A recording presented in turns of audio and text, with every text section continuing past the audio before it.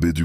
Dubois, le grand intellectuel afro-américain, plaide pour l'éducation et l'organisation des peuples noirs. Nana Amoattroe complète ce discours en témoignant de la vie en Afrique colonisée, apportant une perspective concrète et authentique qui enrichit la vision de Dubois. Avec Anna Julia Cooper, cette pionnière du féminisme noir insiste sur la place essentielle des femmes dans la libération. Nana Amoattroe, issue d'une société aka où les femmes jouaient un rôle central dans l'haute économie et la culture, confirme et renforce ses propos, montrant que l'Afrique traditionnelle reconnaît déjà l'importance de l'équilibre entre hommes et femmes. Avec Amy Jacques Garvey, elle défend, l'idée que la diaspora et Afrique doivent bâtir ensemble un avenir commun.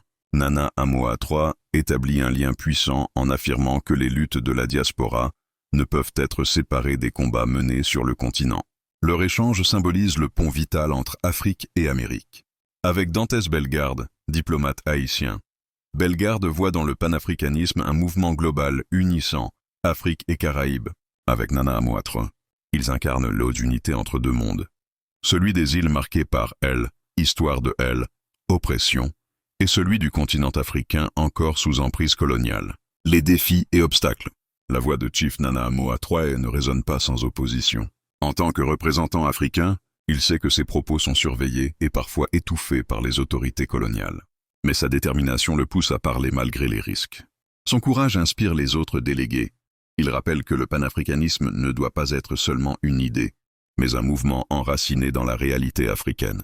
Son héritage. Même si son nom n'a pas traversé l'histoire avec la même notoriété que Nkrumah, Dubois ou Garvey, Chief Nana Amoattroe représente un symbole puissant. Celui de la connexion directe entre l'Afrique et la diaspora. Celui de la voix africaine authentique au sein du panafricanisme.